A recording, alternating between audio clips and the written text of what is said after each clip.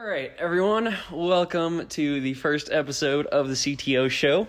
Here today with me, I'm Nate Middleton. Here with me I have Jamison Charles. Anders Glossinger. Andrew Bachman.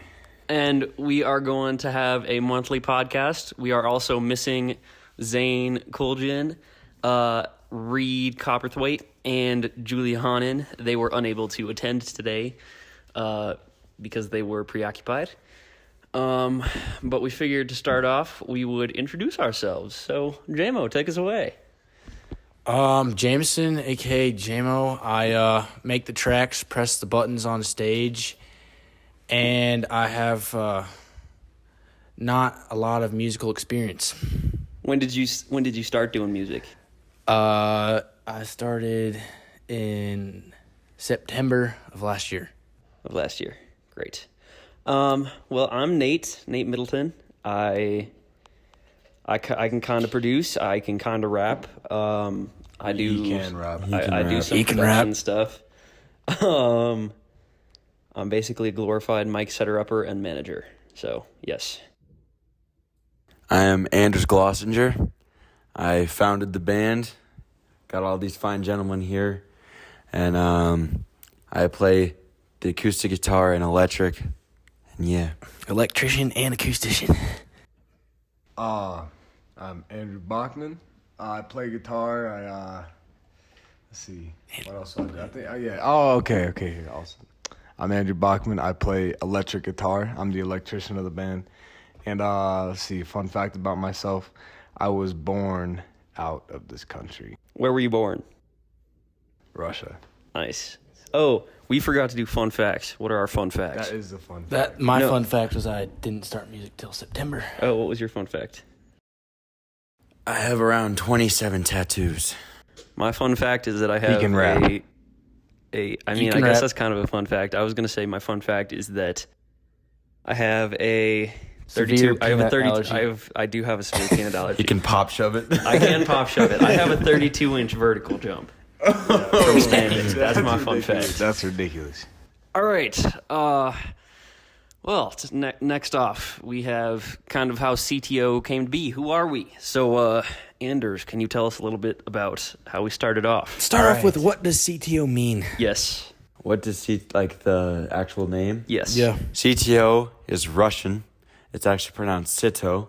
CTO. I didn't Yeah. know that. And it means 100 in Russian. So I was like, all right, now I'll start with how the band started and how this name came to be. So, like, beginning of the school year, I was like, I want to do something more with the school year. And so I was like, I want to start a band. Like, I've always had a passion for music. And then Jameson at the same time was getting involved in producing. So I was like, yo, JMO, how sick would it be if we started a band?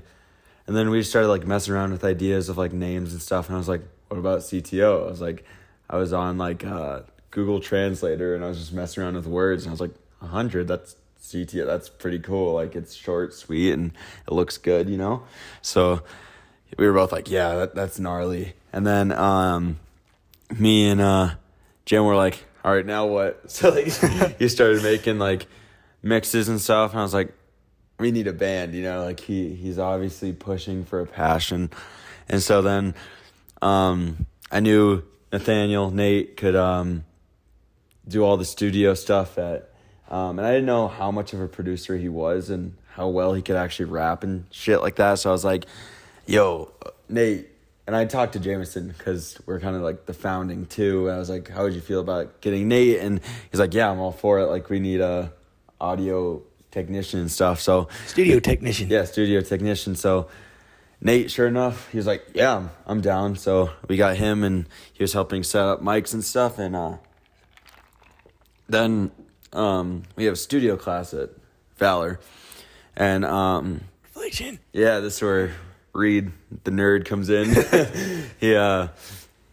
Jameson's like, yeah, we know this kid who makes wubs. And I was like, oh, that's sick. So then we got him, kind of talked with him a bit. And then here comes a backbone right here. Like, I've known Andrew for so long, since like freshman year. like Spanish class and all that. And like I knew he was just nuts at guitar. Like we'd talk about it here and there. Like that's how we bonded a lot of the time, is talking about guitar. And so we were in the same English class, and I was like, yo, how'd you feel about like joining a band? He's like, I've actually been looking for a band. So then I was like, I know you're like talented enough. I remember saying that. So I was like, let me talk to my band and I'll let you know tonight. And at first everyone was skeptical. Everyone's like, no, I don't think we need another band member. Like, and I was like, just give this kid a chance. Like, he is nuts at guitar. I was like, just give him a chance. Yeah. And I had known Andrew. I didn't know he was crazy at guitar though. And then like, Well, Andrew, tell everyone about what you thought about the band initially. So it was like a week later, like that same night. I can't remember, but yeah. Basically, I joined a FaceTime call with them. I saw it was these goons, and I was like, all right. Because I didn't know I didn't know that you played music. I didn't know what you did. I didn't know what you did. So I was like, all right. I really don't know how this is gonna work, but I'm not doing anything else, so I might as well, right? Turns out we got a fine group of individuals here. and so, yeah, I remember Andrew was just super stoked at first, and like we were all just Pretending to be. Yeah.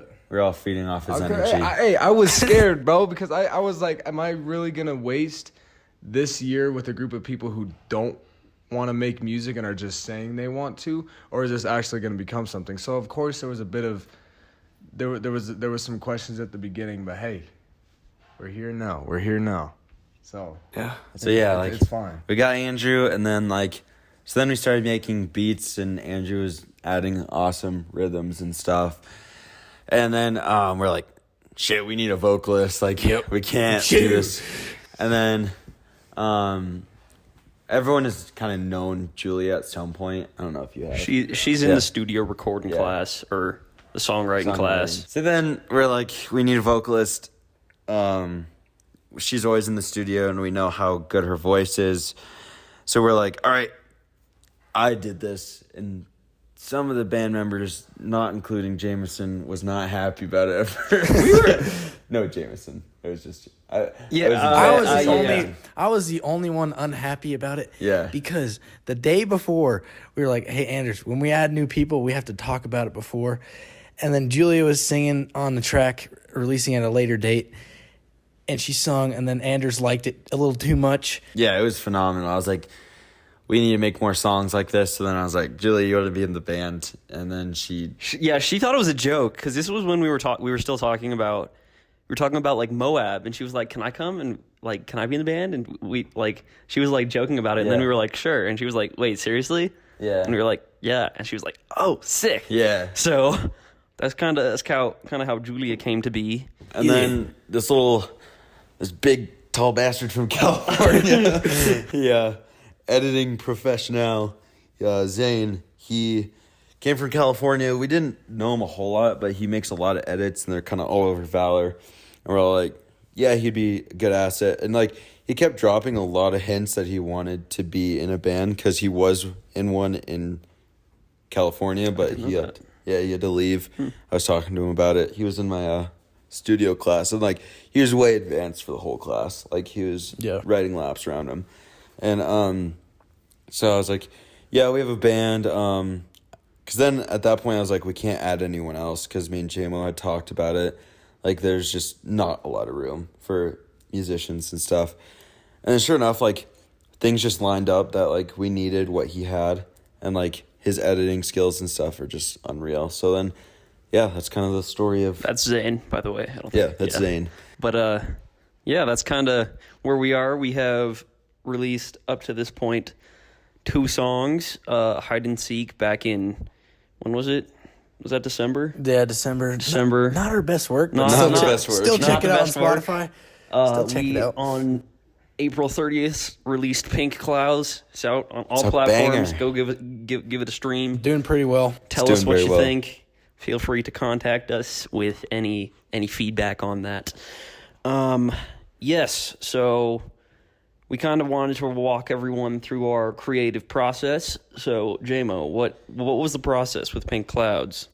Oh, with Pink Clouds, I kind of just made all the electronic noises that you kind of hear in the song, And then I liked the song initially, so I was pretty skeptical about adding anything else into there.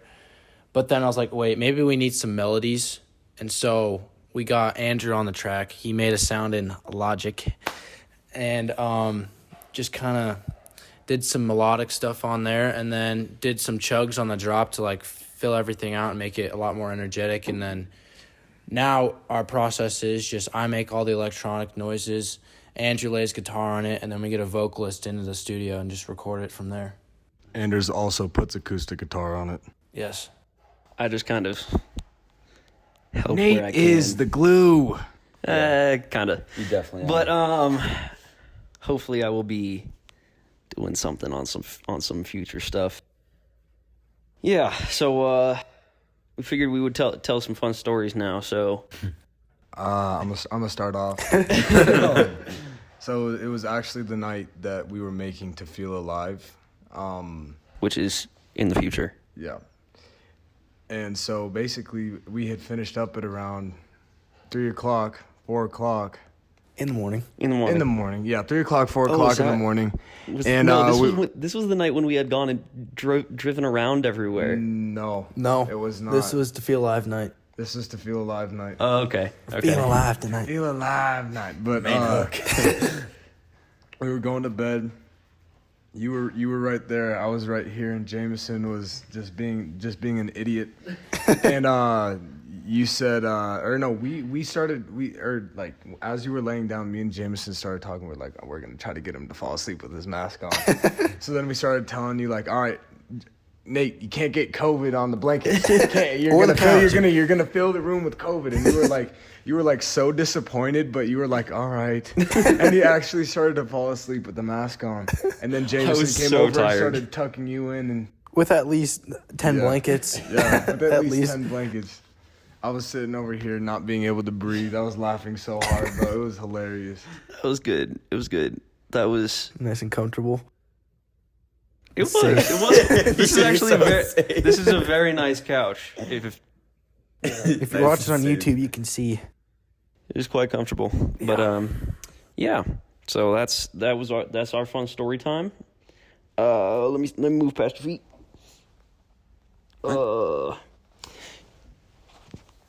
We would like to shout out Johnny's ambassadors. Jam, would you tell us a little bit about them? Yeah, so they're a suicide prevention charity, and we have some exciting things that we are not allowed to announce yet coming up very, very soon this summer, and be on the lookout for that type of stuff. They're great people. Just if you can, donate to their charity. It's a great cause, and you'd be surprised about how many people are affected from suicide and depression and all that stuff. So go give them a shout out and a donation. Yep. So thank you for watching. This has been the CTO Show. We will see you again next month. Horns up, gentlemen. Horns up. What else did we forget to do? Check out the CTO store. We got beats, clothes, a ton of merchandise, and we've also got some tracks for sale. Yeah.